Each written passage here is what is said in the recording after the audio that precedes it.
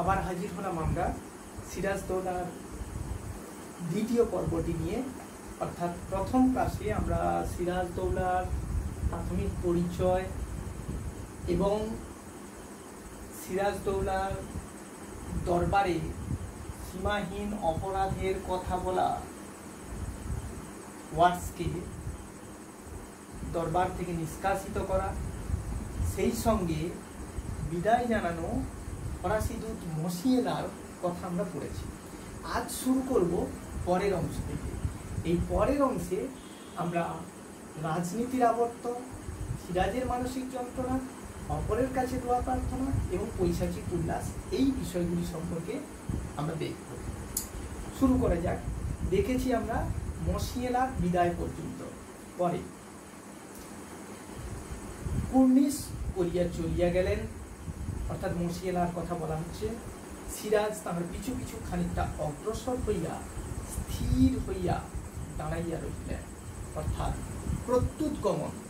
কেউ চলে যাওয়ার পর তার সঙ্গে কিছু এগিয়ে গিয়ে তাকে সম্বর্ধনা জানানো, অর্থাৎ এটাকে বলে প্রত্যুত গমন। তারপর দ্রুত ফিরিয়া রাজা রাজবল্লভের নিকট অগ্রসর হইয়া পড়িলেন।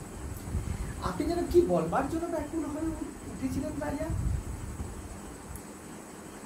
এখন সে কথা নিরর্থ, রাজবল্লভ উত্তর দিলেন। সিরাজ হাসিয়া বলিলেন, জানেন তো, আমাকে কোনো কথা বলেই লাভ নেই, সর্বচিকিৎসার বাইরে। তিনি নাকি সমস্ত চিকিৎসার বাইরে চলে গেছেন। সিরাজ এটা বললেন।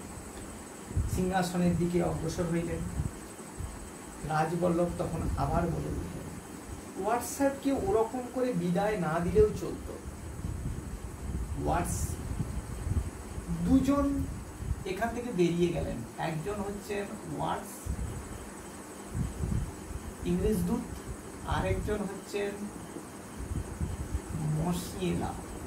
আমরা এই বঙ্গদেশের উত্তরাধিকারী হিসেবে ইনি হচ্ছেন ইংরেজ আর ইনি হচ্ছেন ফরাসি। ভালো করে খেয়াল করে দেখো তো, যারা এখানে কর দিয়ে বাণিজ্য করছিলেন সেই ফরাসিদের খাঁটি ইংরেজরা দখল করে দিল, এবং ইংরেজ এখানে থেকে তারা কি করলো, সমস্ত শর্ত ভঙ্গ করে নবাবকে বিপদে ফেলল। এখানে কার পাশে দাঁড়ানো উচিত ছিল, মসিয়েলা না ওয়াটসের পাশে?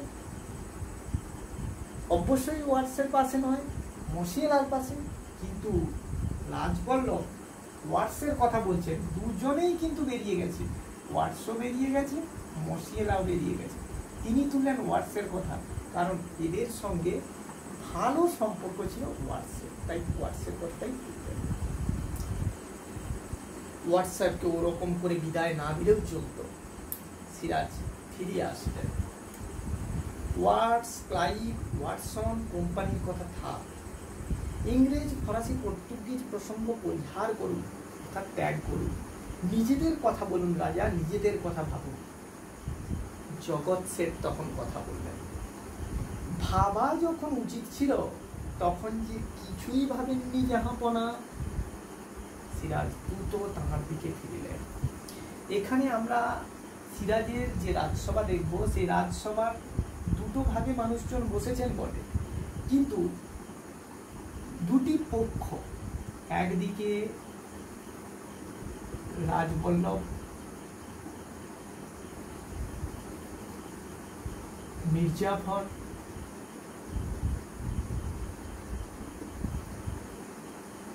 তারপরে নাম পাচ্ছি জগৎ শেঠ। এরা সিরাজের বিপক্ষতা চরণে ব্যস্ত। তাই জগৎ শেঠ বললেন যে ভাবা যখন উচিত ছিল তখন যে কিছুই ভাবেননি জাহাপনা। সিরাজ দ্রুত তাহার দিকে ফিরলেন। সে অপরাধ কি বারবার আমি স্বীকার করিনি? নবাব হয়েও তিনি সেই সত্যতা গোপন করেন, তিনি এই রাজসভায় স্বীকার করেছেন। আপনাদের সকল অভিযোগ অবনত মস্তকে আমি গ্রহণ করেছি, কখনো কোনো কটূক্তির প্রতিবাদ করিনি। কটু যুক্ত উক্তি, কটূক্তি অর্থাৎ খারাপ কথা, কটয় হস্য যুক্ত হস্য কয়তয় হস্য। আপনাদের স্পর্ধা নিয়ে কখনো প্রশ্নও তুলিনি। একজন নবাবকে কোন ভাষায় কথা বলতে হয় সেটা নিয়েও কখনো প্রশ্ন তুলেন না এই সিরাজদৌল্লা, সেটাও মনে করিয়ে দেন। ঠিক আছে, সরলতার সঙ্গে সঙ্গে আমরা এ বিষয়টিও বলতে পারি সহনশীলতা। ভুলে গেলে চলবে না, আমরা এদিকে নবাবের চরিত্রও কিন্তু আলোচনা করে যাচ্ছি। কোন কোন লাইন থেকে পয়েন্টগুলো লিখছি, শুধু সেইগুলো সাজিয়ে 1 লাইন 2 লাইন গুছিয়ে লিখে দিলেই তোমার উত্তর স্পষ্ট। আপনারা সারা দেশে আমার দুর্নাম রটিয়েছে। দুর্নাম অর্থাৎ দু বিসর্গযুক্ত নাম সন্ধি করলে দাঁড়ায়, অর্থাৎ নামে অপব্যবহার, কর্মচারীদের মনে অশ্রদ্ধা এনে দিয়েছে, আত্মীয় স্বজনের মন দিয়েছেন বিষিয়ে। আর কত হেও আমাকে করতে চান আপনারা। সিরাজ যেন তার মনের কথাগুলো আজ এখানে স্পষ্ট করে উজাড় করে দিল জগৎ শেঠের সম্মুখে। জগৎ শেঠ বললেন, আপনাকে হেয় প্রতিপন্ন করে আমাদের লাভ? যদি নবাবকে হেয় প্রতিপন্ন করা হয় তাহলে তার কি লাভ হবে?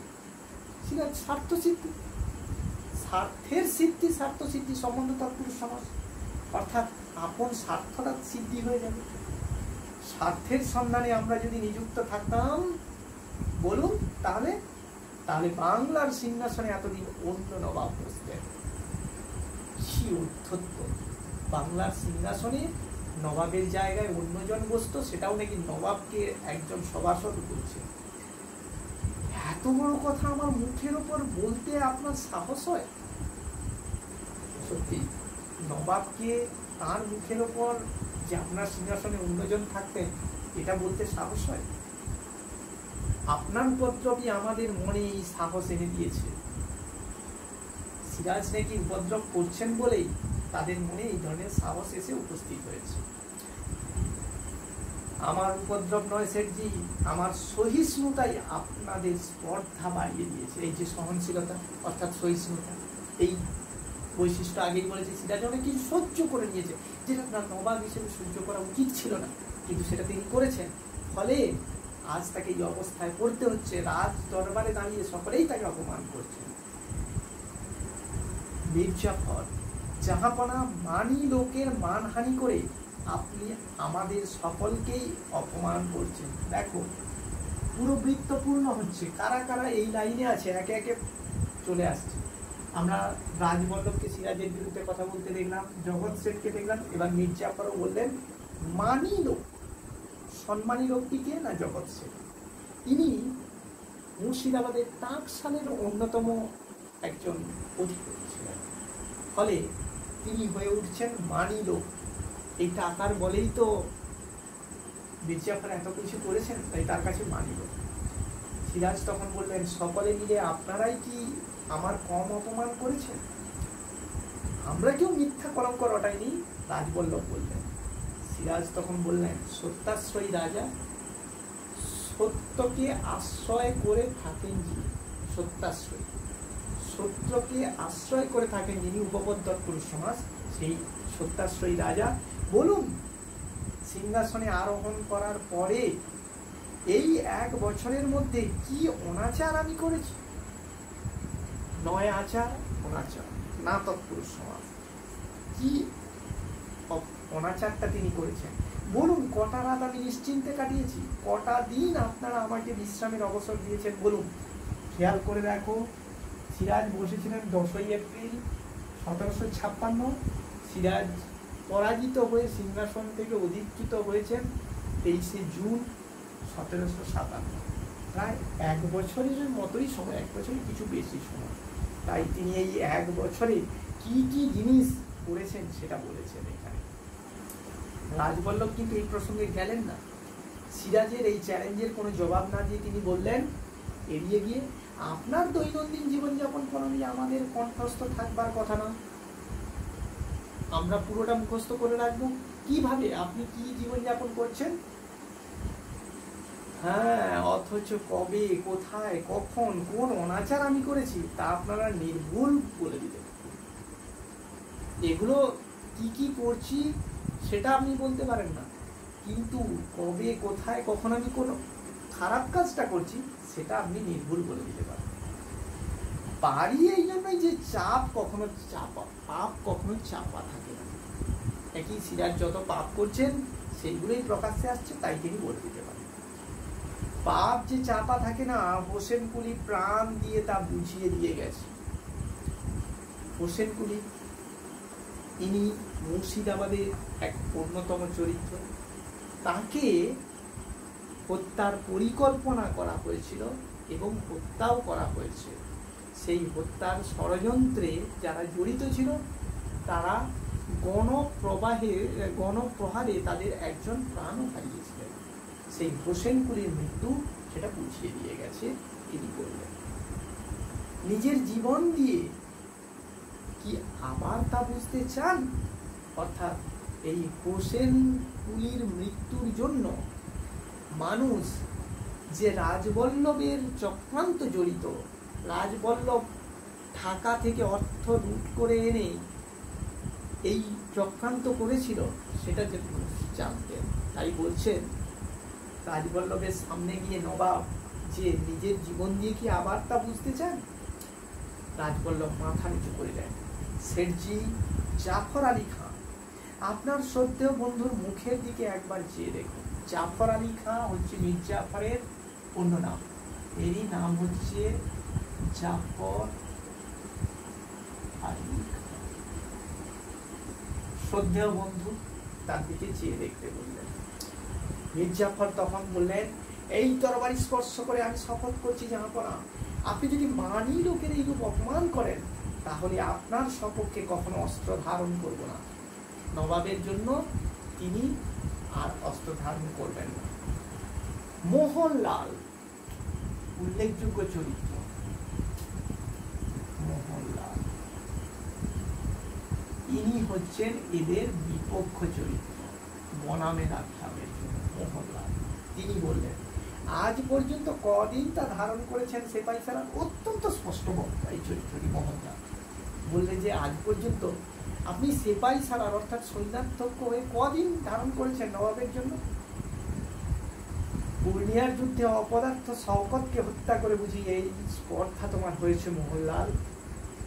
পূর্ণিয়ার যুদ্ধ যেটি নবাবগঞ্জের মাঠে হয়েছিল, সেইখানেই শওকত জং মোহনলালের হাতে নিহত হয়েছিলেন। পূর্ণিয়ার অধিপতি করে দেওয়া হয় এই মোহনলালকে, তাই সেই ঘটনার কথা উল্লেখ করলো মোহনলাল। হ্যাঁ, মীর জাফর। তখন মীর মদন বলা হয়ে থাকে পলাশী যুদ্ধের দিন অর্থাৎ 23শে জুন সকাল 8টায় যুদ্ধ শুরু হয়েছিল।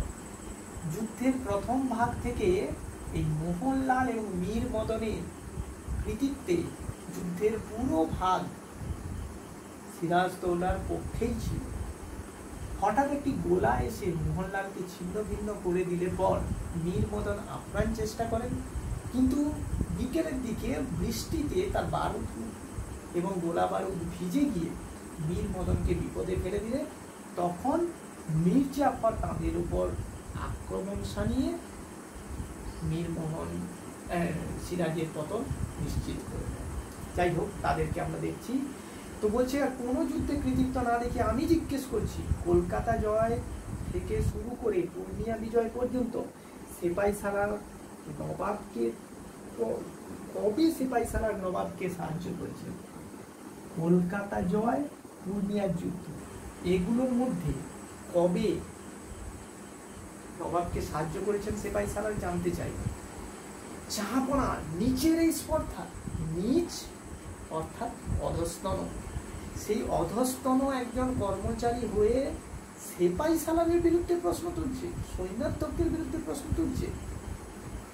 মোহনলাল, নিচ পদস্থ কর্মচারীদের উচ্চপদস্থ কর্মচারীদের কাজের সমালোচনা করা উচিত নয়, এ কথা যেমন আপনাদের সবসময়ই মনে থাকে, তেমন এ কথাও মনে রাখা কি উচিত নয় যে নবাবের কাজের সমালোচনাও সবসময় শোভন নয়?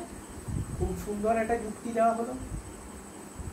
মীর জাফর সৈন্যাধ্যক্ষ, মীর মদন তার অধীনে কাজ করে, তাই মীর মদন যেমন মীর জাফরের সমালোচনা করতে পারেন না, তেমনি সিরাজদৌল্লা তো নবাব, অধীনের কর্মচারী মির্জাফর, তিনি রাজবল্লভ, জগৎ সেন এরা কি করে নবাবের সমালোচনা করে? যুক্তি আর প্রত্যুক্তি, কনফ্লিক্ট, নাটকীয় দ্বন্দ্ব এভাবেই তৈরি হয়েছে। মীর মদন এ রাজ্যের সকল প্রধান প্রধান সেনাপতি, আমির, উমরাহ, রইস, রাজা মনে করছেন নবাব একেবারে অসহায়। সিংহাসন রক্ষা তো নয়, আত্মরক্ষার শক্তিও তার নেই।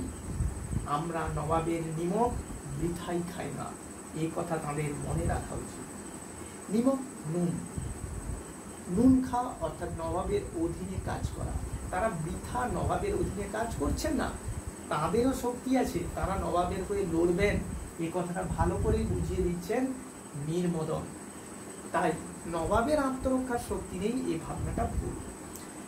মির্জাফর তখন বললেন, এই সব অর্বচীনকে দিয়েই, অর্বচীন অর্থাৎ অযোগ্য, নিম্ন শ্রেণীর লোক, এই সব নিম্ন শ্রেণীর লোককে দিয়েই যখন নবাবের কাজ চলবে, তখন চলুন রাজা রাজবল্লভ, চলুন সেনজি, চলুন দুর্লভ রায়, রাজবল্লভ, জগৎ শেঠ, দুর্লভ রায়।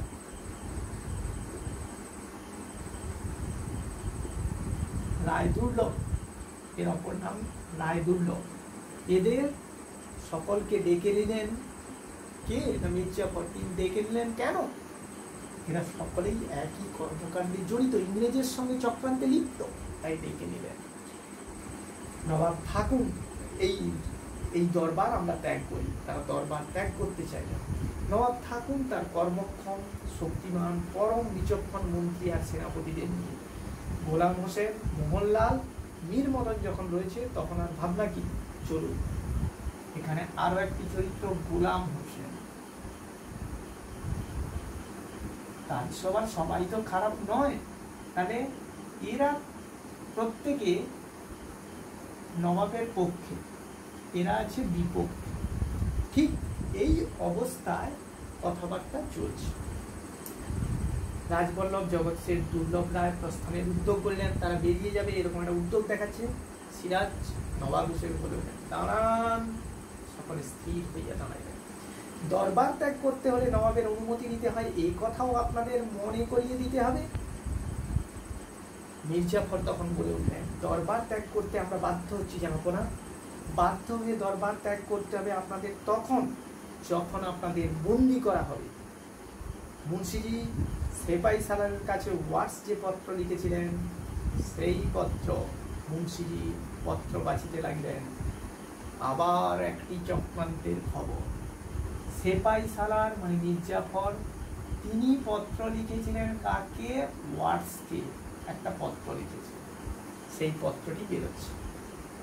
আমার কাছে ওয়াটস পত্র লিখেছিলেন, অর্থাৎ না সরি ভুল বললাম, ওয়াটস মির্জাফরকে পত্র লিখেছিলেন, ওয়াটস মির্জাফরকে পত্র লিখেছিলেন। আমার কাছে ওয়াটস পত্র লিখেছিলেন? হ্যাঁ নবাবের সেপাই সালার খোঁজা পিদ্রুর মারফত ওয়াটস এই পত্রখানি আপনারই উদ্দেশ্যে পাঠিয়েছিল, কিন্তু আপনার দুর্ভাগ্যবশত আমাদের হস্তগত হয়েছে। দেখতে চান? খোঁজা, এই শব্দগুলি একটু ভালো করে জেনে নিতে হবে। এটি কি? খোঁজা পিদ্রু, ইনি একজন কর্মচারী মাত্র। খোঁজা বলা হয় আফ্রিকার আবিসিনিয়া বলে একটি দেশ আছে, সেই দেশের অধিবাসীদের। তাদের কর্মক্ষমতা থাকলেও তাদেরকে নপুংসক করে, অর্থাৎ হিঁচড়ে বানিয়ে তাদের অন্দরমহলে রক্ষণাবেক্ষণের কাজে ব্যবহার করা হতো। নারীদের রক্ষণাবেক্ষণ করতেন এই খোঁজা, ফলে এদের অন্দরমহল পর্যন্ত যাতায়াত ছিল। এরকমই একটি খোঁজার নাম হচ্ছে পিদ্রু। তো এরা সুলতানি আমলে সুলতানদের সঙ্গেই ভারতবর্ষে এসেছিল, তাদেরই প্রতিনিধি হচ্ছে এই খোঁজা পিদ্রু। তার মারফতে ওয়াটস এই পত্রটি সেপাই সালার মির্জাফরকে পাঠিয়েছিল, কিন্তু সেটা দুর্ভাগ্যবশত নবাবের হাতে চলে আসে। সেটা দেখতে চান কিনা জিজ্ঞেস করলেন নবাব। মির্জাফর বললেন, নবাবের অনুগ্রহ সভাসদদের শুনিয়ে দেব, পত্রের বিষয় তো আমি অবগত নই জাহাপনা। সিরাজ তখন বললেন, সবাইকে শুনিয়ে আপনাকে লজ্জা দেবো না, কেননা আপনি আমার সেপাই সালার। সেপাই সালার কথাটি সৈন্যাধ্যক্ষ হিসেবে ব্যবহার হচ্ছে, খেয়াল রাখতে হবে। সমস্ত সেনাবাহিনীর প্রধান পত্রখানা আপনাকে দেখতেও দেব না, কেননা তাহলে যে উদ্দেশ্যে এই পত্র প্রেরিত হয়েছিল তাই সিদ্ধ হবে। পত্রটা তিনি দেখাবেনও না। মির্জাফর জাহাপনা তাহলে কি করবেন স্থির করেছেন? রাজদ্রোহী লিপ্ত প্রজা সম্বন্ধে কি ব্যবস্থা করা উচিত বিবেচনা করেন? সিরাজ মির্জাফরকেই জিজ্ঞেস করবেন। রাজদ্রোহ অর্থাৎ রাজার প্রতি বিদ্রোহ, সেই বিদ্রোহে লিপ্ত এই প্রজা সিপাহী সালার এর বিরুদ্ধে কি ব্যবস্থা নেওয়া যায় সে নিজেই এই কথাটা বললেন। মির্জাফর আর কোনো কথা বললেন। রাজা রাজবল্লভ কি বলেন জিজ্ঞেস করলেন সিরাজ। আমারও কোনো গোপন লিপি কি জাহাপনা আবিষ্কার করেছেন? রাজবল্লভ তারও ভয় হচ্ছে, তারও কোনো চিঠি হয়তো নবাবের কাছে আছে, তাই তিনি প্রথমেই জিজ্ঞেস করে নিচ্ছেন যে আমারও কোনো কি গোপন চিঠি আপনি আবিষ্কার করেছেন? সিরাজ বলছেন রাজা রাজবল্লভকে আমরা চিনি, তিনি কাঁচা কাজ করেন না। রাজবল্লভ, এই রাজবল্লভ আমরা আগেই জানি জড়িত ছিল ঘসেটি বেগমের সঙ্গে, চক্রান্ত করে সিরাজকে পদচ্যুত করতে চেয়েছিল। ঘসেটির দত্তক নেওয়া নাবালক পুত্রকে সিংহাসনে বসিয়ে নিজের কাজ হাসিল করতে চেয়েছিল। এই রাজবল্লভের পুত্র অনেক অর্থ আত্মসাৎ করে ইংরেজদের কাছে লুকিয়েছিল। সেসব ইতিহাসের অনেক বৃত্তান্ত, বলতে গেলে অনেক সময় লাগবে। যাই হোক, আমরা আসি যে সে কাঁচা কাজ তিনি করেন না, এই কথাতেই সেটি প্রমাণ হচ্ছে। তো মির্জাফর বললেন, নবাব কি প্রকাশ্য দরবারেই আমার বিচার করতে চান? নবাব তাহার দিকে চাইলেন, তিনি সিংহাসন হইতে নামিয়ে আসলেন। আসলে সিরাজ এইরকমই একটি সুযোগ খুঁজছে। এই ধুরন্ধর ব্যক্তি মির্জাফরকে তিনি কিছুতেই বাগে পাচ্ছিলেন, আজ পেয়েছেন। দরবারে তার বিরুদ্ধে প্রমাণ রয়েছে, রাজসভায় বিচারের মতো তিনি ব্যবস্থাও করতে পারেন, কিন্তু তিনি করবেন না। তিনি জানেন তাহলে বিদ্রোহ শুরু করবেন। তাই তিনি একদম বিচক্ষণতার সঙ্গে, বিচক্ষণ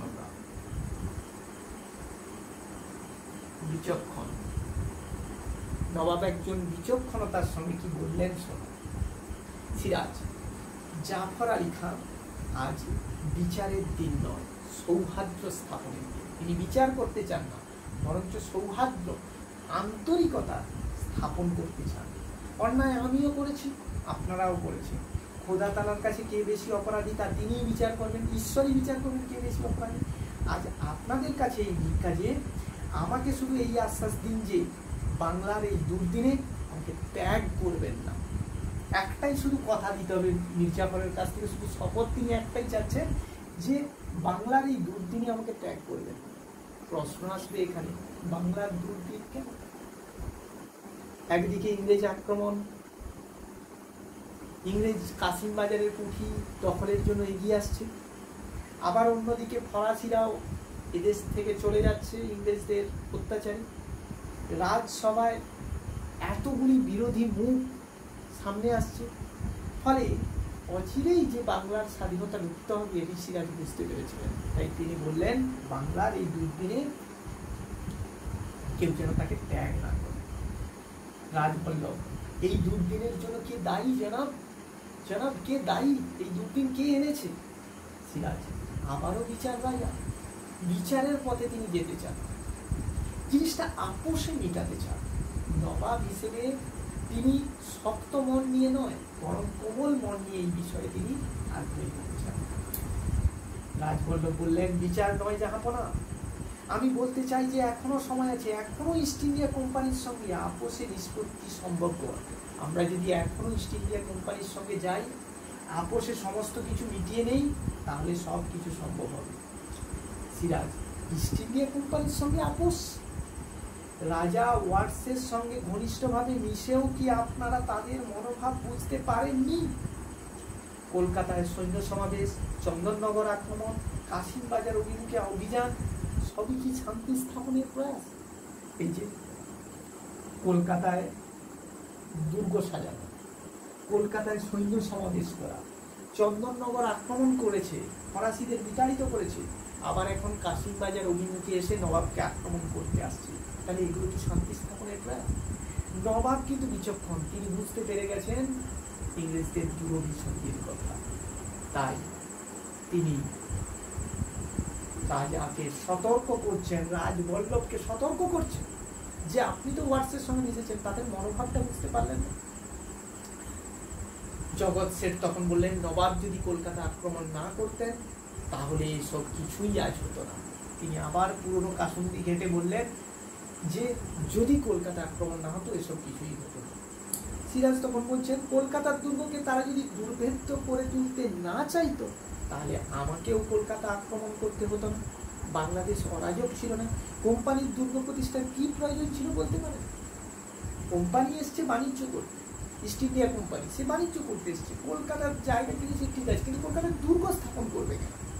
এখানে তো তারা কর দিয়ে বাণিজ্য করে, তাও পরবর্তীকালে ওই দস্তকের জন্য সে করও তুলে দেওয়া হয়েছে, কিন্তু তারা দুর্গ বানাবে কেন? নবাবের প্রশ্ন ছিল এটি। তাহলে নবাব দূরদর্শী।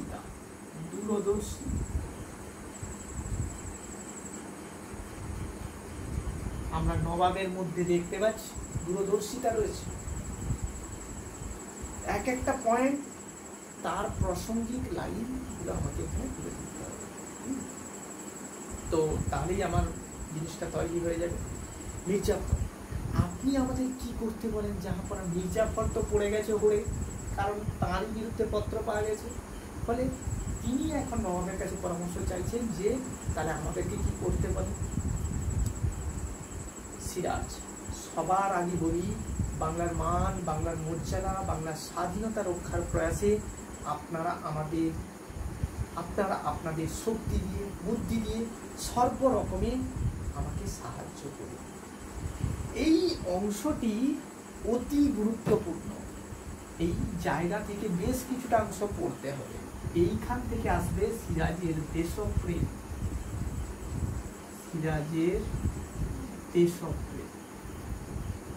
এই দেশপ্রেম অংশটি ভালো করে তৈরি করতে হলে সিরাজের এই কথাগুলো অবশ্যই লিখতে হবে। দেশের প্রতি কতটা ভালোবাসা ছিল যেটা নাট্যকার এখানে সিরাজ চরিত্রের উপর আরোপ করছে। ইংরেজরা যেটাকে ভুল প্রতিপন্ন করে গেছে আমাদের এক প্রজন্মের কাছে, সেই ভুলটা তিনি ভাঙাতে এগিয়ে আসছেন। সিরাজের দেশপ্রেম প্রথমে তিনি করলেন কি না, সাহায্যের আবেদন করলেন। 1 নম্বরে সাহায্যের আবেদন, পয়েন্ট করে এগুলো মনে রাখতে হবে, তাহলে উত্তর লিখতে সুবিধা হবে। সাহায্যের আবেদন চাইবেন যে বাংলার মান, মর্যাদা, স্বাধীনতা রক্ষার প্রয়াসে আপনারা আপনাদের শক্তি দিয়ে, বুদ্ধি দিয়ে সর্বরকমে আমাকে সাহায্য করুন। আপনাদের সকলের সমবেত চেষ্টার ফলে যদি এই বিপদ থেকে আমরা পরিত্রাণ পাই, তাহলে একদিন আপনারা আমার বিচার বসাবেন। সেদিন যে দণ্ড আপনারা দেবেন আমি মাথা পেতে নেব। আমাকে অযোগ্য মনে করে আর কাউকে যদি এই সিংহাসনে বসাতে চান, আমি হৃষ্ট মনে সিংহাসন ছেড়ে দেবো। এই প্রতিশ্রুতিও দিলেন। 2 নম্বর, বিচারের প্রতিশ্রুতি।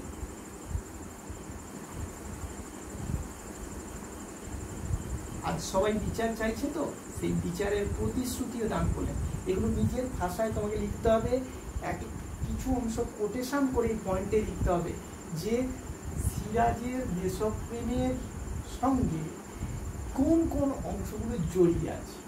তিনি দেশকে ভালোবাসতে গিয়ে নিজেকেও কিন্তু অন্যদিকের পাল্লায় তুলে দিচ্ছেন, অর্থাৎ সাহায্যের বিনিময়ে তিনি বিচারের প্রতিশ্রুতিও দিচ্ছেন। এটা তার দেশপ্রেমেরই পরিচয়। এই অ্যাঙ্গেল থেকে তোমাকে এটা বিচার করতে হবে। সকলে নীরব রইলেন। জাফর আলী খান, আপনি শুধু সেপাই সালার নয়, আপনি আমার পরম আত্মীয়।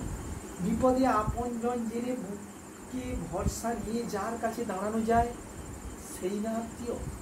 লোভে পড়ে অথবা মোহের বশে মানুষ অনেক সময় অনেক অন্যায় কাজে প্রবৃত্ত হয়, কিন্তু কর্তব্যের আহ্বানে লোভ মোহ জয় করে যে মেরুদণ্ড সোজা করে দাঁড়াতে পারে, সেই তো পুরুষ।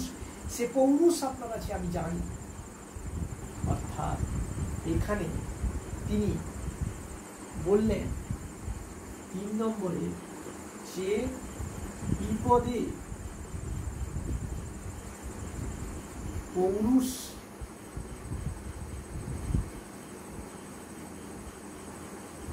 পৌরুষের বিপদে পৌরুষের বার্তা দিয়ে নিজেকে জানা।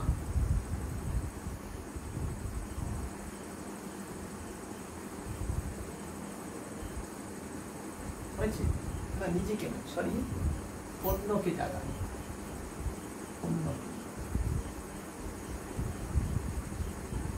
দেশকে ভালোবাসেন বলেই তিনি এই কাজগুলো করেছেন। মির্জাফরের পৌরুষ জাগাতে চাচ্ছেন যে একটা সময় আসে বিপদে পড়ে বা মোহের বসে মানুষ অনেক সময় ভুল করে বসে, অন্যায় কাজে প্রবৃত্ত হয়, কিন্তু আবার যখন অসীম কোনো কর্তব্য আসে সেই কর্তব্যের বসে তিনি কিন্তু এগুলো ভুলে গিয়ে আবার মেরুদণ্ড সোজা করে দাঁড়াতে বলছেন। একটু চুপ করিয়া সকলের মুখভাব লক্ষ্য করিয়া দেখিলেন, তারপর আবার বলতে লাগলেন। রাজা রাজবল্লভ, ভাগ্যবান জগৎ শেখ, শক্তিমান রায় দুর্লভ, বাংলা শুধু হিন্দুর নয়, বাংলা শুধু মুসলমানের নয়, মিলিত হিন্দু মুসলমানের মাতৃভূমি গুলবাগ এই বাংলা। দারুণ একটি লাইন, মিলিত হিন্দু মুসলমানের মাতৃভূমি গুলবাগ এই বাংলা। আমরা সেই নজরুলের কণ্ঠে শুনেছিলাম, ওরা একই কিন্তু দুটি কুচুম হিন্দু মুসলমান। সেই বার্তায় এই মাতৃভূমি গুলবাগ, গুলবাগ ফুলের বাগান, মাতৃভূমি জন্মভূমি গুলবাগ এই বাংলা। তাহলে এখানে সম্প্রীতির বার্তা,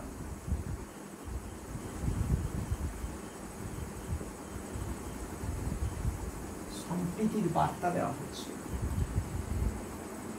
অপরাধ আমি যা করেছি তা মিলিত হিন্দু মুসলমানের কাছেই করেছি, আঘাত যা পেয়েছি তাও মিলিত হিন্দু মুসলমানের কাছ থেকেই পেয়েছি। পক্ষপাতিত্বের অপরাধী কেউ আমরা অপরাধী নই, শুধু হিন্দুর পক্ষপাতিত্ব করছি, মুসলমানের পক্ষপাতিত্ব করছি এরকম নয়।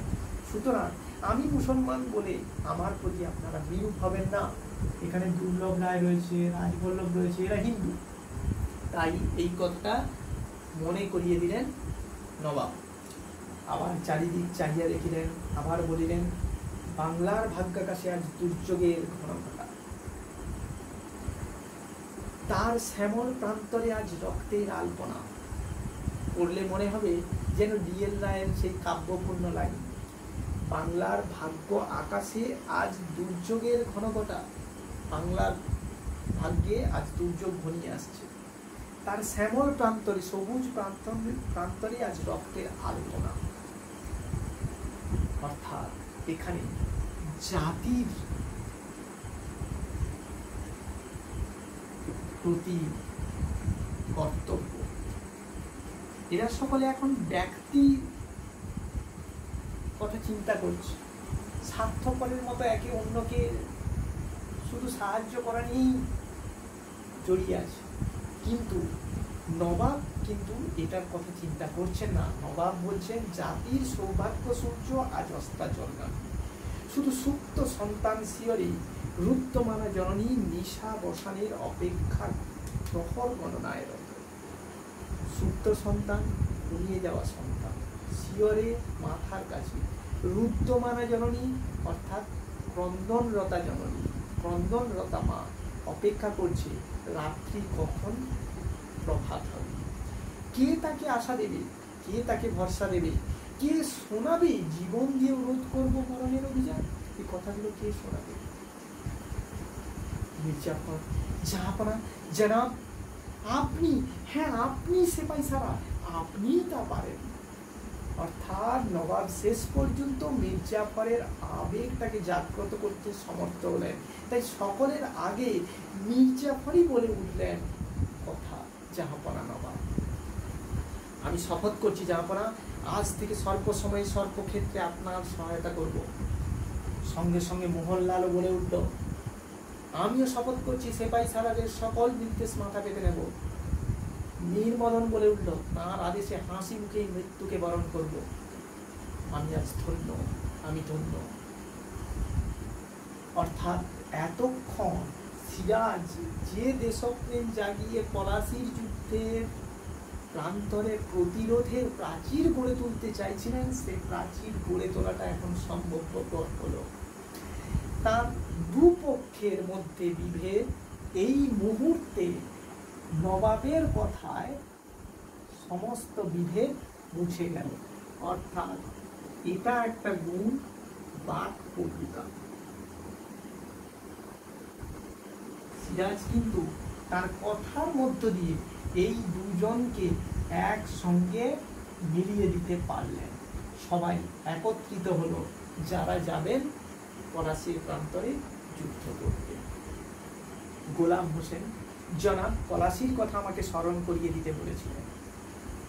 এই গোলাম হোসেন যিনি নবাবের পায়ের কাছে বসেছিলেন, তিনি বললেন যুদ্ধের কথা স্মরণ করিয়ে।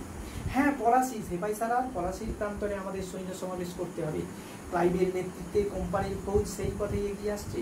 আপনার আদেশ পালন করার জন্য রায় দুর্লভ, ইয়ারলতি, মোহনলাল, মীর মদন, সিনফ্রে সবাই নিজ নিজ সৈন্যবাহিনী নিয়ে সেখানে উপস্থিত থাকবেন। আমিও আপনার আদেশ বহ হয়ে থাকবো। আপনাদের আর আমি দরবারে আবদ্ধ রাখবো না। আপনারা পলাশীর যাত্রার আয়োজন করুন। সকলকে পলাশীর যুদ্ধের প্রস্তুতি নিতে নবাব পাঠিয়ে দিচ্ছেন। তার উদ্দেশ্য সফল হয়েছে। আজ তিনি সবাইকে একত্রিত করতে পেরেছেন, কাউকে শাস্তি দিতে হয়নি, সবাই শপথ করে বেরিয়ে যাচ্ছেন। প্রথমে সৈন্যাধ্যক্ষগণ এবং পরে সভাসদগণ দরবার ত্যাগ করে দেন। রইলেন শুধু সিরাজ আর গোলাম হোসেন। সিরাজ চারিদিকে চাইলেন, তারপর ধীরে ধীরে সিংহাসনের দিকে অগ্রসর হইলেন। সামনে নুইয়া পড়িয়া সিংহাসনের দিকে চাইলেন, ঘাড় ঘুরাইয়া অস্ফুট কণ্ঠে ডাকিলেন, গোলাম হোসেন, জাহাপনা, সিংহাসন কি টলছে না জাহাপনা? ভালো করে দেখো তো। দুজনেই সিংহাসন দেখিতে লাগলেন। ধীরে ধীরে খসেটি বেগম প্রবেশ করিলেন, দাঁড়াইয়া দেখিলেন, তারপর কইলেন, আগে আমরা দেখে নেই এবার ঘসেটি বেগম প্রসঙ্গটি। ঘসেটি বেগম, যার পুরো নাম ছিল মেহরুন্নিসা, তিনি সিরাজের নবাব হওয়াকে কেন্দ্র করে সিরাজের বিরুদ্ধে বিক্ষুব্ধ। তাই মতিঝিল প্রাসাদ তার নামে ছিল বলে সেখান থেকে তিনি সিরাজের বিরুদ্ধে নানা চক্রান্ত করতেন। সিরাজ মতিঝিল প্রাসাদ অধিকার করে ঘসেটি বেগমকে তার রাজধানীতে এনে স্থান দিয়েছেন। সেই ঘসেটি বেগম তিনি এবার হাজির বোনপো এবং মাসি। সিরাজ বোনপো, আমিনার ছেলে, তারই ছোট বোন আমিনার ছেলে সিরাজ, আর ওদিকে সিরাজের মাসি ঘসেটি বেগম। দুজনের মধ্যে কথা। ওখানে কি দেখছো মূর্খ? বিবেকের দিকে চেয়ে দেখো। অর্থাৎ এখানে শুধু হবে পৈশাচিক উল্লাস। এ পর্যন্ত আমরা রাজনীতির আবর্ত দেখে নিয়েছি, সিরাজের মানসিক যন্ত্রণা দেখে নিয়েছি। তিনি সম্প্রীতির বার্তা দিয়ে সকলকে একত্রিত করেছেন, সেই দোয়া প্রার্থনা করেছেন, দেশের জন্য প্রার্থনা করেছেন, সে অংশ দেখেছি। এবার উল্লাস। বিবেকের দিকে চেয়ে দেখো, অর্থাৎ নিজের হৃদয়ের দিকে চেয়ে দেখতে বলেন। কে? দ্রুত ঘাড় ঘুরিয়ে ঘসেটিকে দেখিলেন, হাসিয়া কই, ও আপনি? কাছে অগ্রসর হইলেন। কাজ আছে, তা স্মরণ করলেই তো দেখা করতাম। সিরাজ মাসিকে সম্মান দেন, তাই তিনি বললেন এখানে আসার প্রয়োজন ছিল না, কাজ আছে বললেই তিনি নিজে গিয়ে দেখা করতেন। নবাবের অবসরের বড়ই অভাব না? অবসর অর্থাৎ সময়, সেই অবসর সময়ের বেশ অভাব।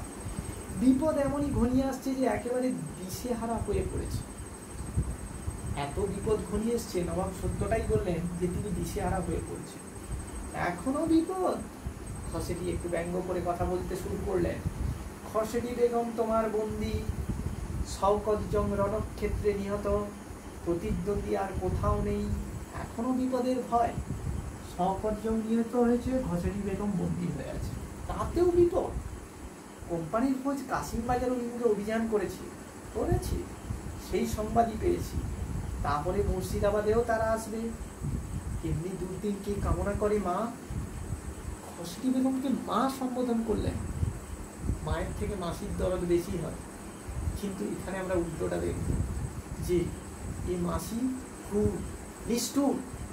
সঙ্গে সঙ্গে আমরা চলে যাব খসেটি বেগমের চরিত্র আলোচনায়। সিরাজের দেশপ্রেম দেখে নিলাম, খসেটি চরিত্র। খসেটি চরিত্র, দুটো নারী চরিত্র এখানে আছে, খসেটি চরিত্র এবং রূপমান নেশার চরিত্র তো ঘসেটি বেগমের চরিত্র প্রথম থেকেই তাকে আমরা একটু অন্যভাবেই দেখব। তিনি দুর্দিন কামনা করছেন। ঘসেটি বলছে দুর্দিন না সুদিন, সিরাজ বলছে সুদিন, সুদিন নয়, ঘসেটির বন্ধন মোচন হবে, সিরাজের পতন হবে, সুদিন নয়। ঘসেটির চরিত্র লিখতে গেলে প্রথমে আমাকে ভূমিকা হিসেবে ঘসেটি বেগমকে, তিনি কেন সিরাজের কাছে রয়েছেন ইত্যাদি ঘটনাগুলো বলার পরে এই পয়েন্টগুলো দিয়ে তোমাকে শুরু করতে হবে। প্রথম পয়েন্ট যেটা হবে যে নিষ্ঠুর, নিষ্ঠুর কথাবার্তার দিক থেকে আমরা পাচ্ছি কি কি নিষ্ঠুর নিষ্ঠুর দিক রয়েছে সেটা আমরা একে একে পাচ্ছি। হ্যাঁ, দুই হচ্ছে চক্রান্ত, চক্রান্তকারী, সিরাজের বিরুদ্ধে তিনি চক্রান্ত করেছিলেন তার প্রমাণ আমরা পাচ্ছি। তার বহিঃশত্রুর কথা নয়, তিনি দুটো জিনিসই উল্লেখ করছেন। তিনি তার বাড়িতে বন্দী হয়ে আছেন আর শওকতজং রণক্ষেত্রে নিহত হয়ে আছে, অতএব প্রতিদ্বন্দ্বী তিনি মনে করেন, অর্থাৎ তিনি নিজে একজন চক্রান্তকারী বলেই অন্যকে তিনি প্রতিদ্বন্দ্বী মনে করছেন।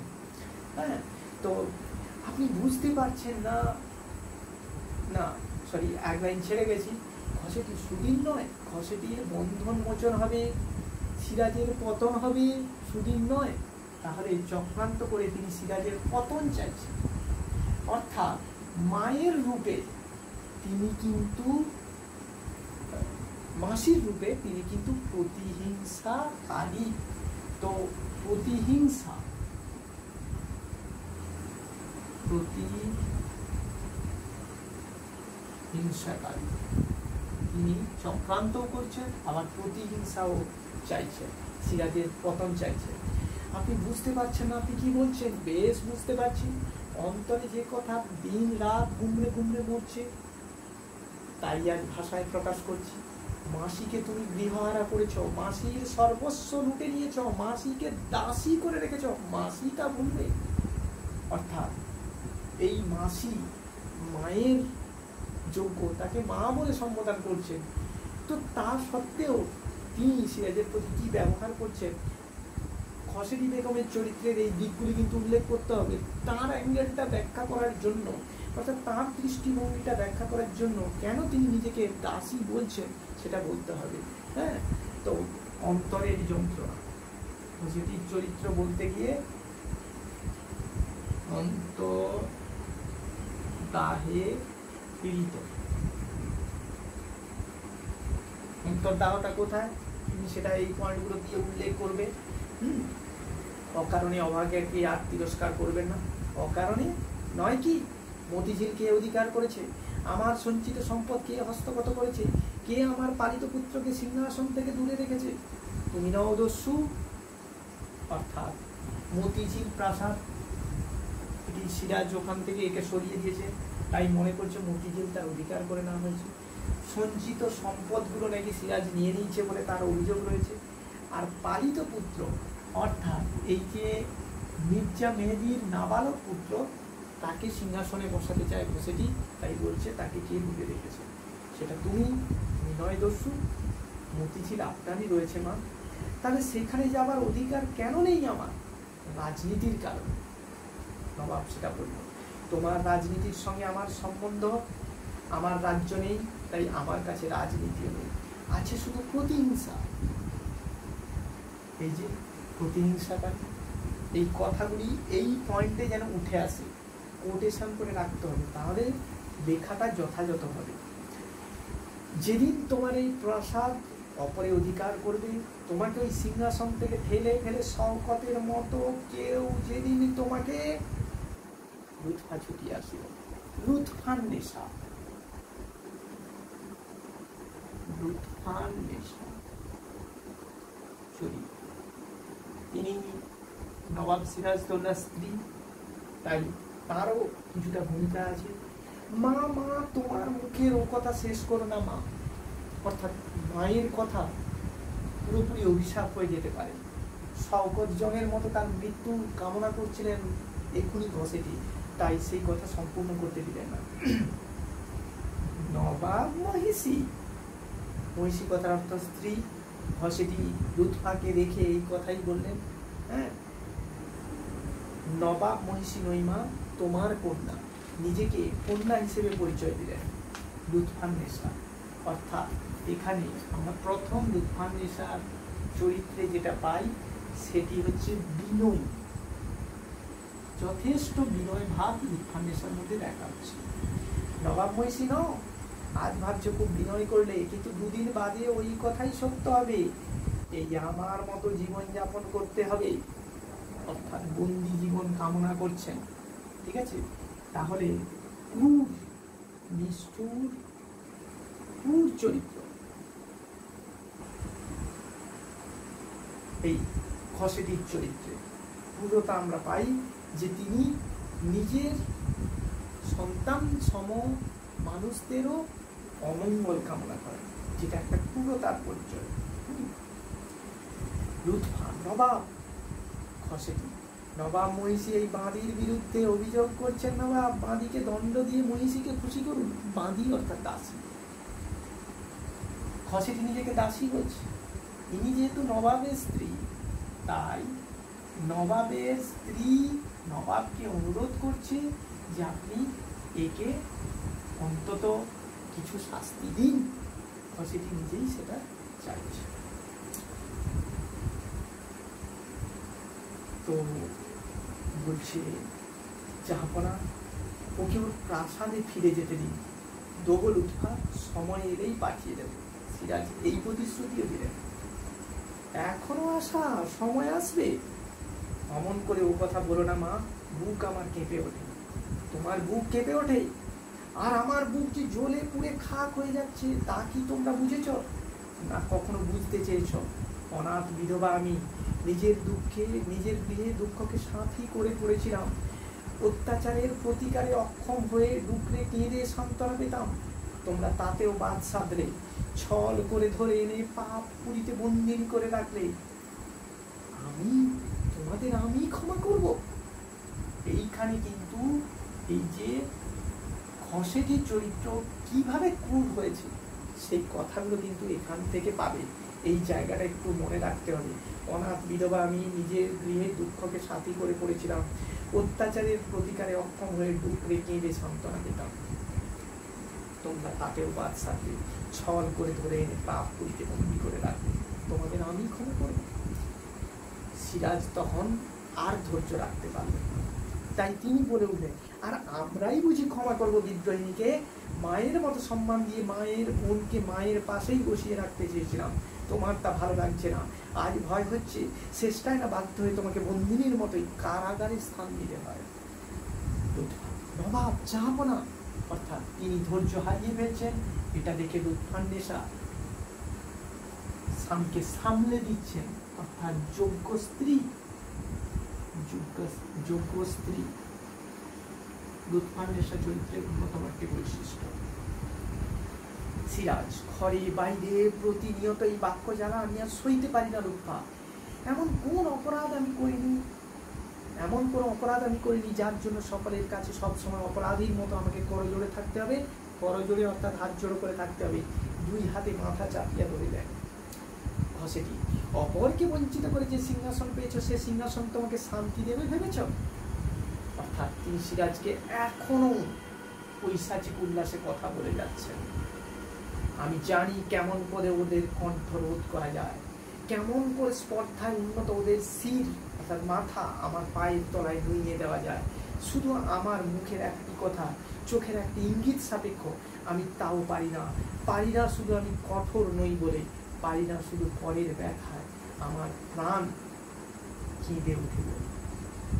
অর্থাৎ মহানুভব, এখানে বাক পড়ুতার পরেও আমরা যদি লাইন জুড়ি, মহানুভব, সিরাজের মহানুভব মমতার কথা এখানে আমরা পাচ্ছি। এই পয়েন্টগুলি সিরাজ চরিত্র লেখার সময় আমাদের অনেক কাজে লাগবে। তাই এগুলোকে কোথায় কি জিনিসটা লাগবে, কোন লাইন থেকে এই ভাবটা তুমি পাচ্ছ, সেটা স্পষ্ট করে একটা ভূমিকার একটা ছোট্ট করে উপসংহার 2-3 লাইনে লিখে দিলেই যথাযোগ্য চরিত্র নির্মাণ হয়ে যাবে। যাই হোক, কবে দুঃখে সিরাজ প্রায় কাঁদিয়া ফেলিলেন। লুৎফা তাঁর কাছে গিয়ে কহিলেন, নবাব জাহাপনা, আপনার চোখে জল আমি যে সইতে পারি না। অর্থাৎ এখানে আবার একটি ভূমিকায় পেলাম যে সরলতা, অত্যন্ত সরল এই মহিলা, তিনি স্বামীর দুঃখ দেখতে পাচ্ছেন। আজিকার এ কান্না শুধুই বিলাস, কিন্তু এ কান্নার বিরাম নেই। চোখের জলে নবাব পথ দেখতে পাবেন না। বেগমকে আজীবন আমারই মতো কেঁদে কাটাতে হবে। আমিনা কেঁদে কেঁদে অন্ধ হবে। আমিনা মিন্স সিরাজের মা, কেঁদে কেঁদে অন্ধ হবে। অর্থাৎ তিনি শুধু অভিশাপের পর অভিশাপ দিয়ে যাচ্ছেন। পলাশির প্রান্তরে কোলাহল ছাপিয়ে উঠে ক্রন্দন রোল। সিরাজের নবাবীর এই পরিণাম, এই ফল হবে ঘসেটি বেগম এই কথা বলে দিলেন। এগুলো তার প্রত্যেকটা ক্ষেত্রে পুরোটার নিদর্শন। চরিত্রটির মধ্যে তেমন আমরা কিছু ভালো পেলাম না, চরিত্রটিকে একেবারে ভিলেন চরিত্রের মতো এখানে তুলে ধরা হয়েছে ঘসেটি বেগম চরিত্রকে। সিরাজকে বাক্য বাণে তিনি জর্জরিত করে ফেলেছেন, বারবার অভিশাপ দিয়ে সিরাজের মৃত্যু কামনা করছেন। তাই এইরকম কিছু পয়েন্ট দিয়ে একটা ছোট্ট করে উপসংহার দিয়ে তোমাকে মনের কথাগুলি লিখতে হবে যে এটি একটি ভিলেন চরিত্রের মতো এখানে সমাবেশ করা হয়েছে, যাতে সিরাজ চরিত্রের মধ্যে যে ত্রুটিগুলি রয়েছে সেটা ফুটিয়ে তোলার সঙ্গে সঙ্গে মাতৃ মন যে কতটা বিষাক্ত হতে পারে সেই দিকটিও যেন নাট্যকার এখানে তুলে ধরে আমাদের সচেতন করতে চাইছেন। ঘসেটি চলিয়া গেলেন। নবাব তাঁর দিকে অগ্রসর হইতেছিলেন। লুৎফা তাঁকে ধরিলেন।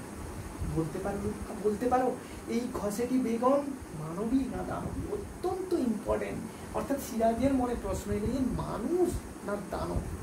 দানব যে সবসময় মানুষের প্রতিহিংসা চরিতার্থ করার জন্য খোঁজে, তাহলে এই কি সেই দানবী? ওকে ওর প্রাসাদে পাঠিয়ে দিন জাহাপনা। ওর সঙ্গে থাকতে আমার ভয় হয়, মনে হয় ওর নিঃশ্বাসে বিষ, ওর দৃষ্টিতে আগুন, ওর অঙ্গ সঞ্চালনের ভূমিকম্প। অর্থাৎ লুৎফারও যথেষ্ট ভয় হয়। সিরাজ মাত্র 15টি মাস আমি রাজত্ব করেছি লুৎফা। এই 15 মাসে আমার এমনই অভিজ্ঞতা হয়েছে, মানুষেরা এমনই নির্মমতার পরিচয় আমি পেয়েছি যে কোনো মানুষকে শ্রদ্ধাও করতে পারি না, ভালোবাসতে পারি না। এই কথাগুলি আমি এখানে উপসংহারে লিখতে পারি যে এই অংশটি যে নির্মমতার পরিচয় এমন হয়েছে, সিরাজ চরিত্রে কিছুটা বিকৃতি এসেছে, সেই বিকৃতির জরুর তিনি মানুষকে শ্রদ্ধাও করতে পারছেন না আর ভালোবাসতে পারছেন না। লুৎফা তখন বললেন, চলুন জাহাপনা, একটু বিশ্রাম করবেন। সিরাজ, বিশ্রামের অবসর হবে পলাশির পর। পলাশি? সে কি জাহাপনা? তুমি এখনো শুনোনি? পলাশির মাঠে আবার যুদ্ধের সম্ভাবনা। আবার যুদ্ধ? জাহাপনা, 15 মাসের নবাবী লুৎফা, তার মাঝে পুরো 1টি বছর যুদ্ধে ষড়যন্ত্র ভেদে গুপ্তচর পরিচালনায় অতিবাহিত হয়েছে। এইবার হয়তো শেষ যুদ্ধ। সত্যি এটাই তার শেষ যুদ্ধ ছিল। অর্থাৎ এটা শেষ যুদ্ধ সিরাজের অ্যাঙ্গেল থেকে দুভাবে। যদি তিনি জয়লাভ করতেন তাহলে মোটামুটি সকলকে তিনি থামিয়ে দিতে পারতেন, সব ষড়যন্ত্র তিনি ভেদ করতে পারতেন। আর যদি তিনি এই যুদ্ধে পরাজিত হতেন তাহলে তার নবাবই থাকতো না। এটা সত্যিই তার শেষ যুদ্ধ হয়ে যেত, যেটা ইতিহাস করে গেছে। লুৎফা শেষ যুদ্ধ? সিরাজ ব্যাখ্যা করে দিচ্ছেন, যদি জয়ী হই তাহলে হয়তো আর যুদ্ধ হবে না, আর যদি পরাজিত হই তাহলে তো নয়। পলাশি, লাখো লাখো পলাশ ফুলের অগ্নিবরণে কোনোদিন হয়তো পলাশির প্রান্ত রাঙা হয়ে থাকতো। তাই আজও তার বুকে রক্তের তৃষা। জানি না আজ কার রক্ত সে চায়। পলাশি, রাক্ষসী পলাশি। গুরুত্বপূর্ণ লাইন এই শেষ অংশটি, রাক্ষসী পলাশি। পলাশি নদিয়া জেলায় অবস্থিত। নদিয়া জেলায় অবস্থিত পলাশি। এই পলাশির প্রান্তরে উত্তর পলাশ ফুল, পলাশ বসন্তের উল্লেখযোগ্য ফুল, যার রং হচ্ছে গাঢ় লাল, গাঢ় লাল বর্ণ। এই গাঢ় লাল বর্ণের ফুলে একসময় প্রান্তরটা লাল হয়ে থাকতো, তাই জায়গাটার নাম হয়েছে পলাশি। আজও এই প্রান্তর লাল হয়ে উঠবে। পলাশির প্রান্তর 23শে জুন, সেই প্রান্তরে কার রক্ত বেশি ঝরবে সেটা নিয়ে চিন্তা। যারই রক্ত ধরুক, যারই রক্ত ঝরুক, সেই রক্ত পান করবে কে? এই পলাশি। পলাশ ফুলের অগ্নিবরণে যে এককাল রাঙিয়ে থাকতো, আজ সে সেই রক্ত পান করবে। তাই তাকে রাক্ষসী পলাশী বলা হয়েছে। কেন? নবাব বাহির হইয়া গেলেন, মঞ্চ অন্ধকার হইয়া গেল, করুণ সুরে বাদ্য বাজিল, জবনিকা পড়ল, অর্থাৎ পর্দা পড়ে গেল। এইখানে শেষ হয়ে গেল আমাদের পাঠ্যাংশ। এবার আমরা প্রশ্নে এসে যাই। তাহলে আমরা প্রথম প্রশ্ন এখানে পড়ছি, যেটা লিখে লিখে চলেই গেছি, একটু প্রশ্নের অংশগুলো লিখে নিয়ে আমাদের এই পর্ব আমরা শেষ করব। লিখে নিবে। 1 সিরাজ চরিত্র, 2 সিরাজের দেশপ্রেম,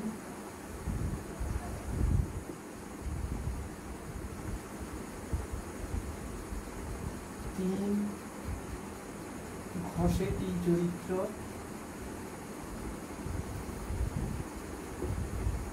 4 লুৎফান্নেসা চরিত্র। এটি খুব ছোট, এটি না আসার সম্ভাবনা বেশি। ঘষেটি লুৎফান্নেসা একসঙ্গে করে দাও। লুৎফান্নেসা চরিত্র, বারবার বলছি এখান থেকে যে নাম্বার থাকবে সেটা কিন্তু 4 নাম্বার থাকবে, তাই খুব বড় অংশ এখানে আসবে না। তাছাড়াও আমি শেষ থেকে প্রশ্ন বলে যাই যে লাইনগুলো হবে। রাক্ষসী পলাশী বলা হয়েছে কেন? রাক্ষসী পলাশী বলা হয়েছে কেন?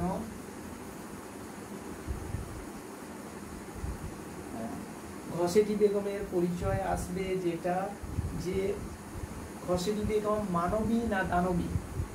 হ্যাঁ, তো এই কথার আলোকে ঘসেটি বেগম চরিত্রটির পরিচয় দাও। ওই একই উত্তর হবে, ঘসেটি চরিত্র করলে ওখান থেকেই তুমি উত্তর দিতে পারবে। তারপরে যেটা আমাদের প্রশ্ন আছে সেটার মধ্যে আমরা চলে যাই।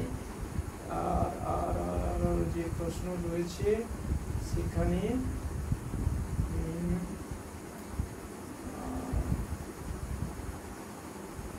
যে প্রশ্ন রয়েছে এটা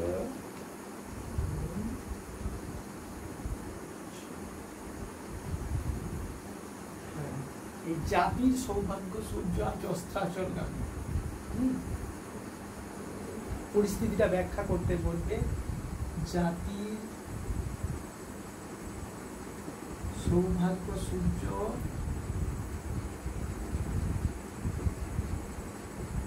আজ অস্ত্রাচলগামী।